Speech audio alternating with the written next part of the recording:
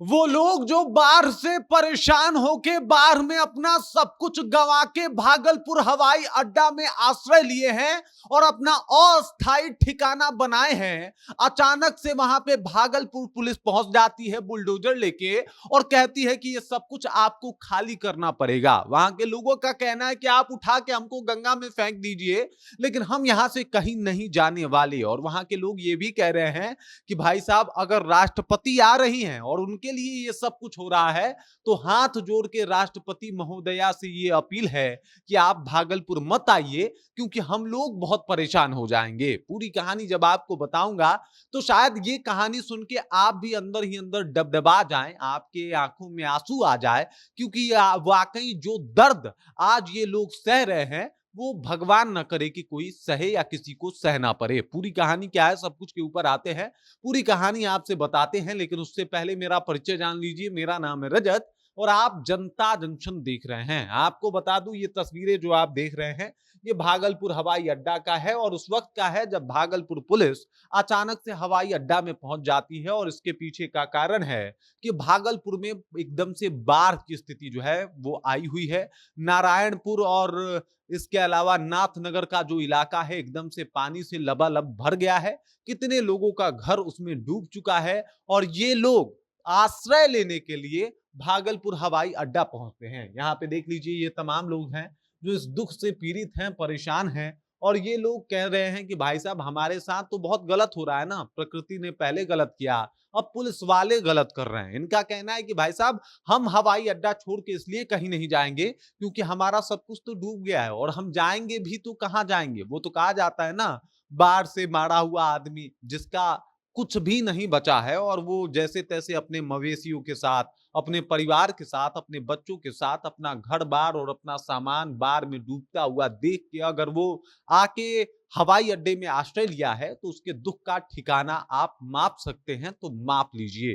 पूरा भागलपुर जो है वो धीरे धीरे कट रहा है, गंगा और कोसी अपने उफान पे है और इसका असर आम जनता के ऊपर है। ये वही जनता है जो गंगा और कोसी के उफान से परेशान होकर अपने घर को डूबते हुए देखता हुआ छोड़ के वहां से भाग के ये लोग हवाई अड्डा में आके आश्रय लिए। इसी बीच ये घोषणा होती है कि भाई साहब, राष्ट्रपति द्रौपदी मुर्मू जो हैं वो भागलपुर का दौरा करने वाली हैं, कुछ कार्य है। और इसके पीछे का कारण है कि भाई साहब, भागलपुर जो यूनिवर्सिटी है उसमें उनका कोई कार्यक्रम भी है। उसके बाद ये हवाई अड्डा में आएंगी, हवाई अड्डा में उनका जो प्लेन है वो लैंड होगा और ये तमाम बातें जो है वो सामने आ रही हैं। अब भागलपुर वालों का कहना है कि बस आपका प्लेन लैंड होगा, आप तो महामहिम हैं, आप तो राष्ट्रपति हैं, आपके पीछे तो पूरा फोर्स लग जाएगा, आपके पीछे तो पूरा कानून लग जाएगा, लेकिन हम लोगों का क्या? हम लोग की तो बात भी कोई नहीं सुनता, हम लोग की तो कोई बात भी नहीं करता। न सरकार हमारी बात सुनती है,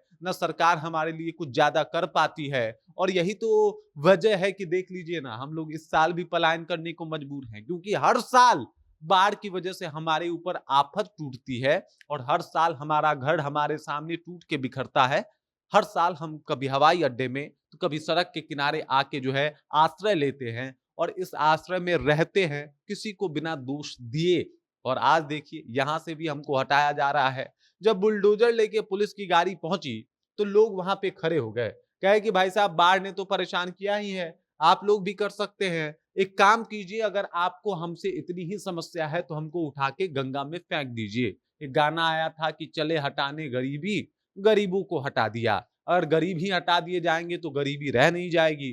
तो क्या उसी तर्ज पे भागलपुर पुलिस काम कर रही है? हालांकि भागलपुर पुलिस का ये भी कहना है कि हम दूसरे जगह पे आपको जो है वो स्थान दिलवाएंगे, लेकिन इन लोगों का कहना है कि भाई, अब हम यहाँ पे आके रह चुके हैं, अपना तंबू वगैरह गिरा चुके हैं, अब दूसरे जगह हम कहाँ जाएंगे? हम कहीं नहीं जाने वाले, हम यहीं रहेंगे और हमारी समस्या को समझा जाए, हमारे दुख को समझा जाए। और ये तमाम लोग जो किसी शहर में या किसी जगह पे जब राष्ट्रपति का दौरा होता है तो एक खुशी का माहौल है, लेकिन ये लोग कह रहे हैं कि राष्ट्रपति जी मत आइए, आप आइएगा, आपके साथ पूरा फोर्स होगा, आप आइएगा, आपके साथ पूरा लॉ एंड ऑर्डर खड़ा हो जाएगा। लेकिन हमारे लिए तो कोई नहीं है ना, सरकार नहीं है, हमारे लिए तो कोई पूछने वाला तक नहीं है। और इसी वजह से तो हम लोग ये दर दर भटक रहे हैं और हमारी स्थिति घुमंती घुमंतु वोटियाओं की हो गई है कि भाई साहब, वो समुदाय जो घूमता है। बिहार में ऐसे कई लोग हैं जो बाढ़ की वजह से हर साल पलायन करने को मजबूर हो जाते हैं, दूसरे ऊंचे स्थानों पे जाके अपना ठौर ठिकाना बनाते हैं और भागलपुर इसमें नंबर 1 पे आता है। भागलपुर में हर साल बाढ़ की स्थिति बनती है, हर साल कोसी और गंगा जो है वो एकदम से तबाही मचाती है और हर साल कुछ ना कुछ लोग इसके जद में आ जाते हैं और ये लोग अब कह रहे हैं कि भाई अब बर्दाश्त नहीं होता, अब ये सब कुछ देखा नहीं जाता, गंगा में उठा के फेंक दीजिए। क्योंकि सरकार उस वक्त तो किसी को बचाने मतलब नहीं भेजी ना, जब बाढ़ आ रहा था तो क्यों नहीं एक टीम भेजा गया था भागलपुर पुलिस के द्वारा कि चलिए भाई उनके सामानों को भी रेस्क्यू कर लिया जाए। ऐसा तो कुछ देखने को मिला ही नहीं था, ऐसा कुछ तो न्यूज में आया ही नहीं था। न्यूज में क्या आया कि अब भागलपुर पुलिस बुलडोजर लेके पहुंची है कि हम तंबू उखाड़ के फेंक देंगे। तंबू उखाड़ने के लिए तो आपका हाथ ही काफी है सर, बुलडोजर तो बहुत बड़ा चीज लेके पहुंच गए आप, लेकिन वो हाथ कांपेंगे जब आप उन तंबुओं को उठाइएगा या उखाड़िएगा जो गरीब परेशान हैं अपनी समस्याओं को लेके। इस बाढ़ की वजह से उनका सब कुछ तो पहले ही बह चुका है, बचा है तंबू, उखाड़ लीजिए इस बुलडोजर से। और कर भी क्या सकते हैं, क्योंकि हर साल बाढ़ आता है बिहार में, लेकिन बाढ़ से बचने का कोई ठोस व्यवस्था आज तक नहीं किया गया। प्रधानमंत्री के द्वारा 11,000 करोड़ रुपए की जो है वो सिर्फ बाढ़ बचाव के लिए दिए गए थे, लेकिन वो पैसा कहाँ जा रहा है, किस तरीके से बाढ़ से बचाव किया जा रहा है, ये अभी तक समझ में नहीं आया। क्योंकि बाढ़ तो रुका ही नहीं, बाढ़ तो इस बार भी आया और इस बार भी हजारों लोगों के तबाही का सबब बाढ़ ही बना हुआ है।